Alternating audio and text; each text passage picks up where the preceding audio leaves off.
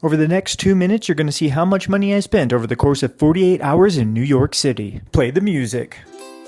This weekend I traveled to New York to visit my brother for his birthday. I bought my flight tickets over a month ago and spent $255 on 2 round-trip tickets for me and my girlfriend. Not bad if you ask me. We rode the train to the airport, and that cost $10 a ticket. Then I spent $15 on a Starbucks breakfast at the airport. I'm ashamed of myself. After we landed, I paid $80 for a taxi to take me to my brother's place. He had prepared some red beans and rice for us, and we were staying the weekend completely free. We then got ready for the party and swung by a local bookstore to pick up his birthday gift for $30. Then we had a pre-game espresso martini for $15, then caught a $29 Uber to the house party where we celebrated in our beautiful coats. We Ubered home later for another $29. The next morning I got coffee and breakfast for about $8 at a local coffee shop and then walked across the Brooklyn Bridge, which was free but very crowded. After that we met up with my brother in Chinatown for some dim sum. I spent $25 on my portion of that meal, then we walked through Little Italy all the way to Washington Square Park. Then we grabbed some pizza and an Irish coffee for $25. Then we walked to a Christmas market where I didn't spend a dime. Next I paid $2.90 on a subway ride to Grand Central Station. After that we walked to Fifth Avenue to do some window shopping, check out the Saks Light Show, and see the Rockefeller Center Christmas tree. Then we walked up to Central Park and I got a $6 hot dog from a hot dog vendor.